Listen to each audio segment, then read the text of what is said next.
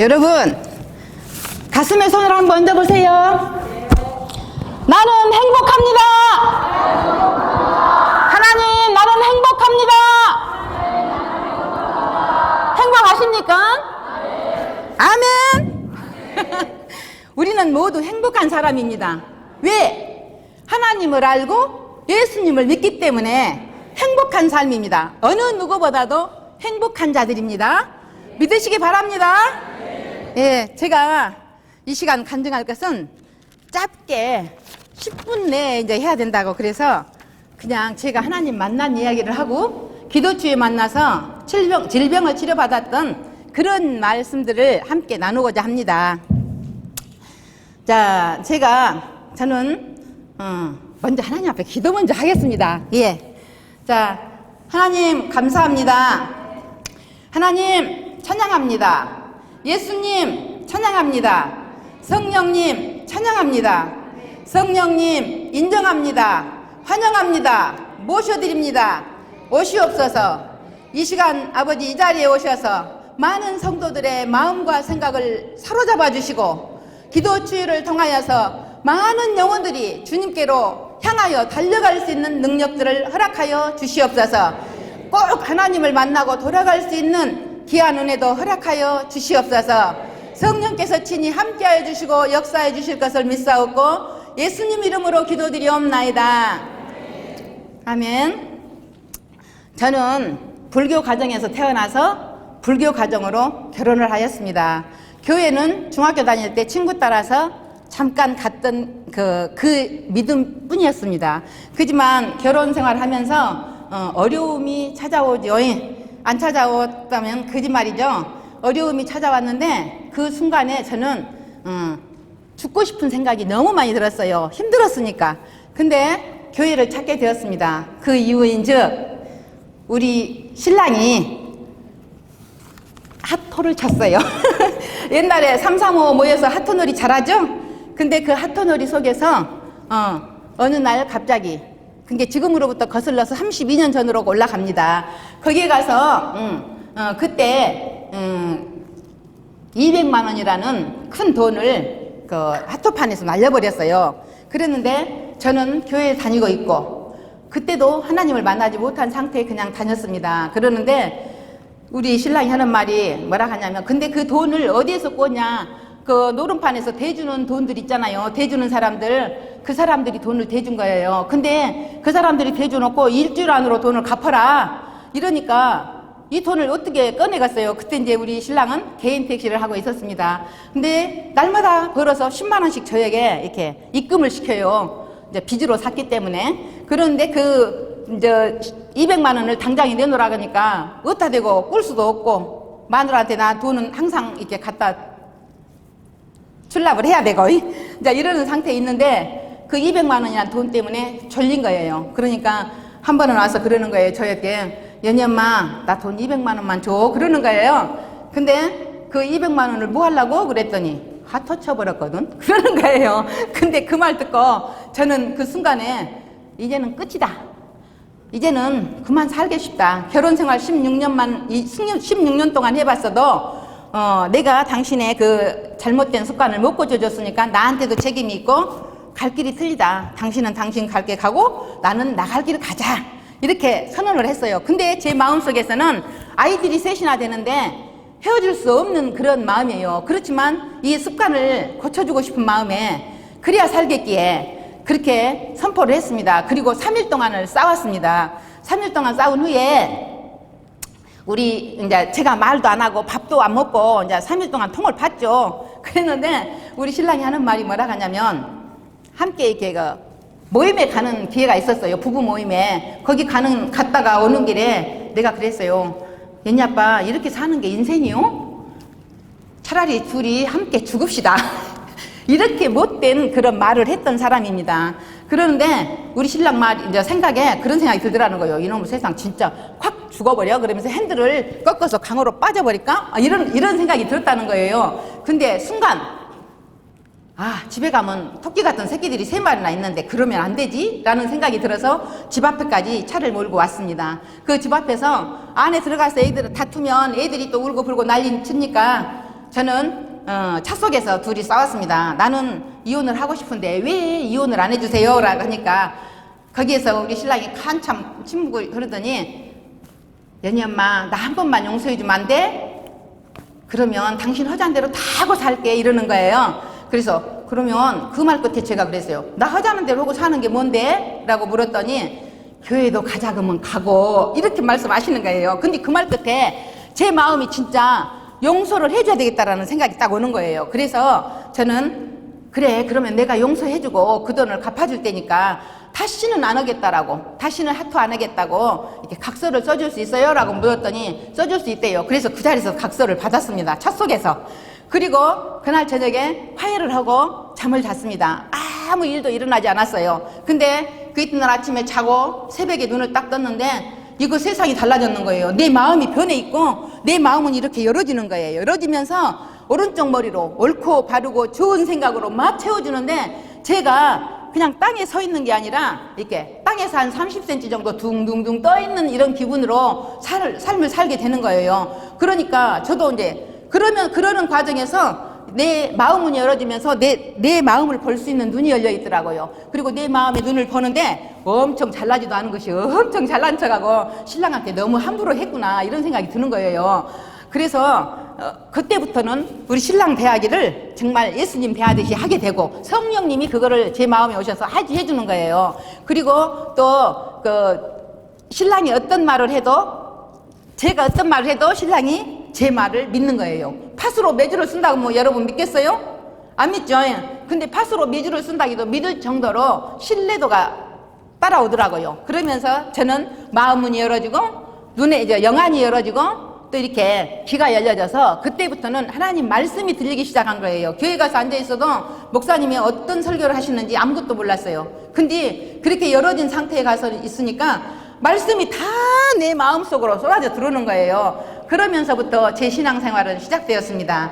그래가지고 정말 행복 시작, 불행 끝 이렇게 생활을 했습니다. 그래가지고 신랑이 제가 먼저 변화되니까 신랑도 변화되는 거예요. 그래가지고 정말 교회도 열심히 따라오고 하는 소리가 뭐라고 하냐면 교회 가자 소리 안 하고 우리가 다니니까 하루는 주일날 이렇게 아침에 교회 가려고 준비하고 있으니까 신랑이 딱 일어나서 앉더니 뭐라고 하냐면 천국은 지기들만 가려고 교회 가자 소리도 안 한다고 이러는 거예요. 그러니까 그 말 끝에 내가 뭐라 하겠어요? 응? 누가 못하고? 가게!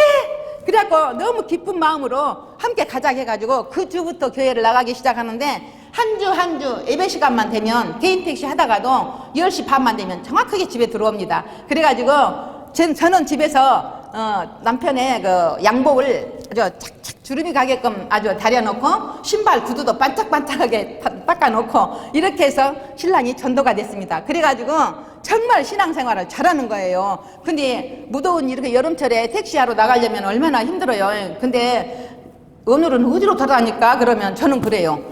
기도해봐봐. 그러면 하나님이 그 아다리를 딱딱 맞춰줘서 돈 벌 수 있게끔 해주실 거야 라고 이렇게 이야기하면 그 말을 믿고 진짜 기도하는 거예요. 내가 이게 잘 다녀오세요 라고 문 밖에까지 나오잖아요. 그러면 진짜 운전대를 잡고 하나님하고 그러고 기도하고 있어요. 그 모습만 봐도 나는 너무 이쁜 거예요.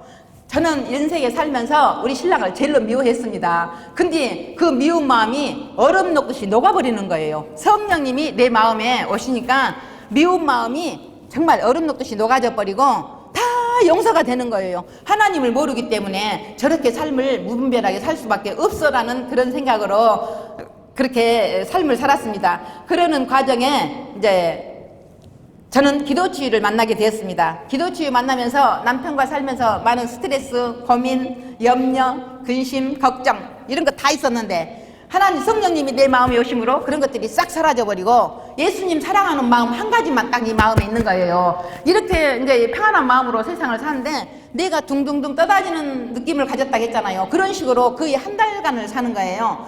한 달간을 살면서 내 입에서 나오는 말은 막 이게 믿는 사람들만 보면 막 이렇게 예수님은 어떻고 하나님은 어떻고 막 천국은 어떻고 막 이런 이야기를 하니까 우리 교회 집사님이 저 집사님이 귀신이 들려서 저러지 응? 참령이 들렸으면 절 안 할 거야 라고 하면서 그걸 확인하기 위해서 우리 집을 딱 대문을 열고 들어오는 거예요. 방문을 하는데 대문 여는 순간에 내가 그 집사님을 보면서 내가 귀신 들려다가 보려고 네가 왔구나 이런 생각이 딱 드는 거예요. 그러면서 나는 귀신이 안 들렸고 성령님이 저를 사로잡았기 때문에 그 이야기를 또 계속 하는 거예요. 이 집사님한테. 그러니까 이 집사님이 아니네 깨웃깨웃 하더라고요. 그래갖고 점심 식사를 같이 하고 이제 갔는데 그 다음에 내가 부흥전업사라는 집사님 댁에 쪼꼬다마를 사러 갔었어요. 그 쪼꼬다마를 사러 갔는데 자기들끼리 벌써 가서 이야기를 한 거예요. 그래서 나는 누가 묻지도 않았는데 내가 그 집사님한테 집사님 그 집사님이 나 귀신 들렸는가 보려고 우리 집에 왔더라. 그러니까 그러면서 이 집사님이 뒤로 물구청을 하면서 깜짝 놀라는 거예요. 그러면서 어머 집사님은 너무 하나님이 사랑하신갑다 그러면서 너무 좋아하는 거예요. 좋아하면서 그때부터 이제 교인들이 제가 귀신이 들린 게 아니라 성령님의 인침을 받았다라는 은혜를 받았다라는 거를 알게 하면서 너무 좋아하고 기뻐하고 동조를 해주더라고요. 그러는 과정에 우리 신랑은 변화되어서 정말 집사직분까지 받고 하나님을 영접하고 정말 신앙생활 잘 하시다가 지금으로부터 22년 전에 심근경색이라는 지병으로 그냥 갑자기 쓰러져서 정말 소천하고 말았습니다. 그지만 이런 상태에 있지만 저는 성령님을 만났기 때문에 하나님이 내 안에 계시기 때문에 나는 아무리 생각해봐도 세상적으로 생각해보면 남편이 없는데 너무 슬플 같잖아요. 근데도 그런 마음이 한 개도 없고 내 마음이 든든하고 기쁜 거예요. 그래서 왜 내가 이러지 남편도 없는데 여자가 그냥 살은 또 뚝뚝 쪄가고 막 이러니까 그런 부분에서 남편 없는데 뭐 저렇게 즐거워서 저 여자는 저러는가 이렇게 생각할까봐 내 인간적인 생각이 들어오더라고요. 그럴 때마다 저는 3일 금식을 하면서 체중을 줄여주고 또 이렇게 생활을 했습니다. 그러는 과정에서 정말 성령님이 저를 인도해 가시니까 우리 집 귀신이라고 4명이 나타나는데 꿈에 너 때문에 손가락질을 하는 거예요. 너 때문에 우리 식구들이 다 예수 믿게 생겼으니까 너한테 시험을 했었다 그러면서 이렇게 쳐박고 들어오는 거예요. 제 가슴팍으로 쳐박고 들어오는데 성령님이 내 마음을 차지해버렸기 때문에 절대 못 들어요. 아무리 뚫고 쳐박고 들어와도 철판이요. 툭 튕겨져 나가는 거예요. 그러는 꿈을 꾸게 되고 그 귀신 넷이 나와가지고 하나는 그냥 막 제주를 팍 넘으면서 나를 홀기려고 막 그러는데 귀신을 보면 우리는 무섭다고 생각하잖아요. 근데 무서운 게 아니라 웃기고 있네 가소롭다 야 막 이렇게 제 마음에 담대한 마음이 생겨버리더라고요. 그러면서 저는 지금까지 이 신앙생활을 하면서 기도치유를 만나게 되었는데 기도치유를 만나고 저한테는 어떤 지병이 있었냐면은 갑자기 저는 그때부터 또 이렇게 전도사 생활을 했습니다. 전도사 생활을 하는데 20층에서 1층까지 이렇게 전도주를 이렇게 대문에다 꽂고 다니는데 계단을 내려오면 계단이 반듯하게 보이는 게 아니라 이렇게 둥그렇게 보이는 거예요. 그래서 옆에 같이 다니는 집사님 보고 집사님 계단이 약간 둥글어요? 라고 물어보니까 아니요 반듯해요 그러는 거예요. 그래 근데 내 눈에는 약간 둥글어 보여 라고 하면서 이제 그렇게 전도를 마치고 집에 이제 나는 12층에 사니까 10층에 사니까 10층에 맞은편에 그 사랑병원 그 원장님이 거기 함께 사세요. 그래서 같이 이렇게 올라가게 됐어요. 그러면서 그 엘리베이터 속에서 아저씨한테 물어봤어요. 아저씨 나는 이러이러한 증상이 있는데 이게 무슨 병이래요? 라고 물어봤어요. 의사이기 때문에 그냥 물어보고 싶은 마음에 그냥 물어봤어요. 이랬는데 그 의사 선생님이 가서 찍어와 보려요. 우리 병원에 오시오. 가르쳐줄게. 그러면서 병원을 오라고 초청을 하시더라고요. 근데 또 그 말 믿고 또 그냥 갔어요. 가서 어때요? 물어보는 거예요.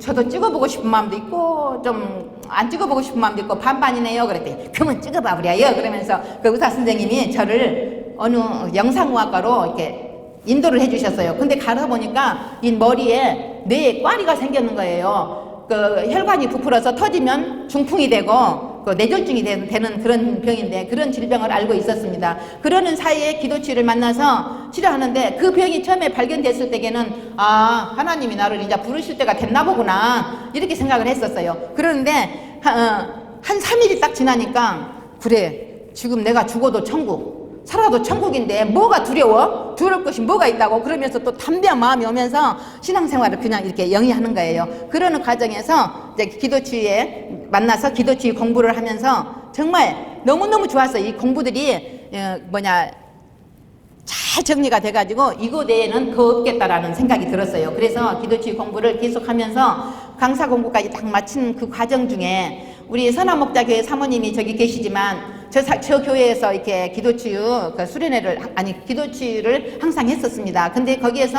하는 도중에 제가 이제 강사로 서서 잘은 못하지만, 초보자이지만 더듬거리면서 이렇게 강의를 하는 도중에도 하나님이 제 머리에 손을 얹고 예수의 보혈의 피 바르고 뿌리고 붓습니다. 정결하게 씻어주시고 회복시켜 주시옵소서, 치료해 주시옵소서, 이렇게 기도할 때 치료하는 것 같은 느낌이 오는 거예요. 아, 하나님이 내 병을 치료하셨구나라는 확신이 왔어요. 그러니까 나는 환자가 아니구나. 그때까지는 그 환자처럼 좀 그 투병하는 사람처럼 살았는데 그런 마음들이 싹 없어졌는 거예요. 그래가지고 이제 8년이 지났습니다. 8년이 지났는데 작년 11월 달에 내가 이제 종합검사하기 위해서 병원에 입원해가지고 이렇게 하니까 이거를 가지고 내 동맥류라고는 할 수 없습니다라고 하길래 아, 내 병이 진짜 치료받았나 보다라고 하지만 또 확인하고 싶었어요. 그래가지고 다른 병원에 가서 또 검사를 또 했습니다. 그런데 완치 판정을 받았습니다. 그래서 저는 건강한 몸으로 이렇게 살고 있습니다. 기도 치유 때문에 저는 빛을 보고 행복한 사람입니다. 여러분, 기도 치유를 통하여서 하나님을 만나는 귀한 역사가 있게 하여 주시고 또 하나님을 만나서 기뻐 뛰며 찬양하는 여러분이 되시기를 간절히 부탁을 드립니다. 이상입니다. 이것으로 간증을 마치겠습니다.